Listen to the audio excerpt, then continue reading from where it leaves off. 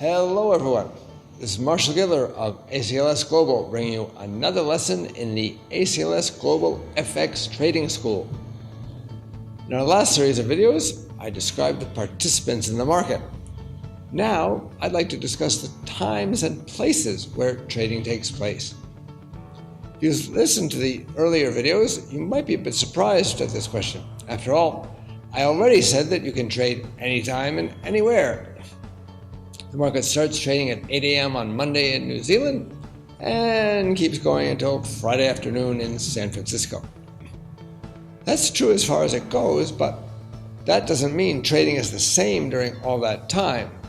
There are ups and downs during the day, because even if trading takes place electronically, there's usually a person involved somewhere along the line. And people get up, go to work, do their job, and then go home and go to sleep. Trading volumes tend to fluctuate with this rhythm. Where does trading take place? As you can see from this graph, about half the trading takes place in Europe. The table shows the major FX trading centers in the world and their market share. As you can see, Britain and the US, or to be specific, London and New York, account for over half the world's FX trading between them. After that, it's Japan and Southeast Asia, represented by Singapore and Hong Kong. Those 5 cities alone account for 77% of all the world's FX trading. After that, it falls off rapidly. So the most active times for trading are when European trading, or more accurately, London trading, overlaps with business in other centers. That would be the end of the trading day in Asia, when European trading is just starting, and the beginning of trading in the US, when Europe is still open. Those are the most active times. Tokyo session. The Asian trading day is referred to as the Tokyo session, even though, as you can see, Tokyo isn't the biggest FX trading center in the region anymore. But volume in Singapore and Hong Kong is spread throughout a number of regional currencies, while Tokyo focuses on the major currencies. Japan is still considered the dominant market for FX in the region, although the rapid economic growth in Southeast Asia and the internationalization of the Chinese yuan has spurred the development of that part of the world as an FX trading center.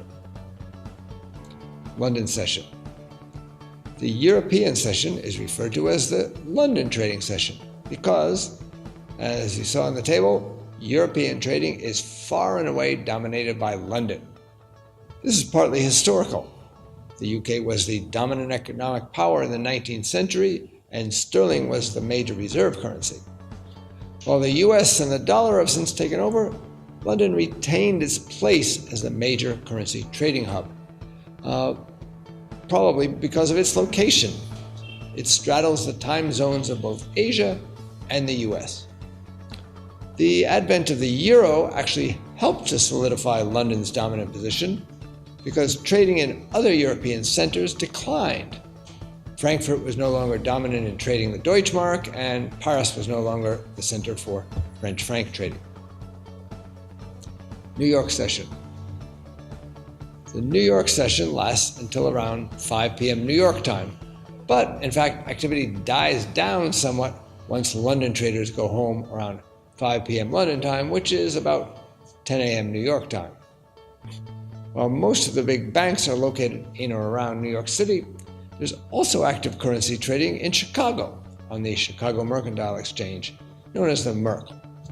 It's the largest options and futures exchange in the world. But since 90% of their trading is done electronically, it's hard to say precisely where it's happening. And moreover, the electronic market operates around the clock. There is some FX trading on the West Coast as banks in Los Angeles or in Los Angeles or San Francisco, but traders there often work New York hours. I remember a business trip I had to San Francisco once. I had to be in the office by 5 a.m. and most of the people went home at 2 p.m. In any event, 5 p.m. in New York is 7 a.m. in Tokyo. So as New York traders head home, they pass their books over to their colleagues in Asia, and trading continues more or less seamlessly. Different currency pairs are more active during different sessions. Although you can usually get a quote in all of the major currencies at any time of the day, sometimes they're better than others for trading them. For example, the yen is likely to be most actively traded and most volatile during the Tokyo session, because that's what domestic Japanese investors focus on. That's when Japanese institutions will be in the market buying overseas assets or hedging their existing positions. Japan's economic indicators come out during that time too, of course. The London session would see the most activity in the euro and sterling for the same reason. Of course, the dollar would be equally active in all these sessions because most of these currencies would be traded against the dollar.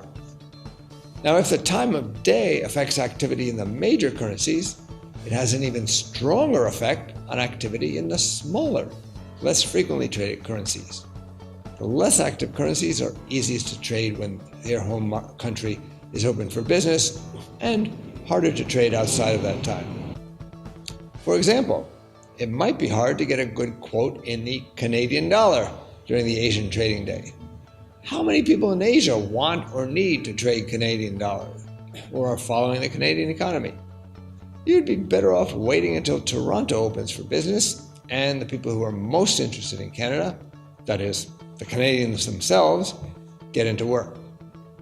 Similarly, trading the Norwegian krone or the Swiss franc would be easiest during European business hours, while the Australian dollar and New Zealand dollar, or certainly the Chinese yuan, would probably be best done during Asian time.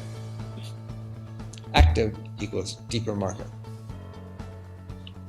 As I mentioned, the market is most active when more people are trading, and particularly when the traders of that currency's home country are trading. Now, active usually means two things. One, it means that there are more market participants, so the market can absorb bigger trades without having unusually big price moves. That's called liquidity, because it refers to how easy it is to liquidate a position without moving the price. You might find that spreads are narrower when the currency is most active. On the other hand, an active market also means that there are more people pushing and pulling on the price, and more people taking big positions. So the price often tends to be more volatile. And that is the way it is. Prices usually move the most during the London session than the US session, maybe because it overlaps with the European session for a few hours. The Asia sessions tend to be less volatile for 3 of the 4 major currencies, the yen, of course, being the exception. Trading during the day. You should watch out for various road bumps that occur during the day. For example, most countries announce their economic indicators at the beginning of their trading sessions, so markets can get volatile around that. On the other hand, markets tend to thin out and become less volatile during lunch as traders, salespeople, and clients take a break away from their desks. Also, people coming in during the morning often decide to join in on a trend. So a move that started in one time zone may get a boost when trading starts in the next time zone. Or they could decide it's gone too far and try to push it back. Also, as traders start to pack up and go home for the day, they often close out their positions, and the market sometimes gets a reversal towards the end of a trading session. Finally, investors in one time zone often have a different view of the market than investors in another time zone. For example, the Japanese often have a different view of their economy and their currency than investors elsewhere. And the yen can trend differently during Tokyo trading time than it does other times. This graph from Bank of America Merrill Lynch shows the cumulative movement in dollar-yen during the 3 trading sessions from October 2015 to June 2016. As you can see, while market participants outside of Japan were pretty neutral on the pair. Those in Japan were distinctly positive on the yen and negative on the dollar. That kind of difference in sentiment can exist as different people focus on different topics, read different newspapers, and listen to different experts. Trading during the week. Finally, market activity tends to vary during the week. The market tends to be least volatile on Mondays and Fridays and more volatile on Tuesday, Wednesday, and Thursday.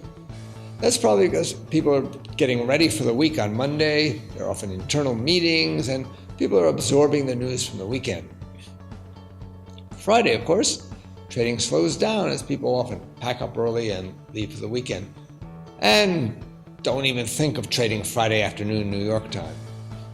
Sometimes, if there's been a trend during the week, it might reverse on Friday afternoon as investors holding profits tend to take some of those profits and cut their positions before heading to the beach or wherever for the weekend.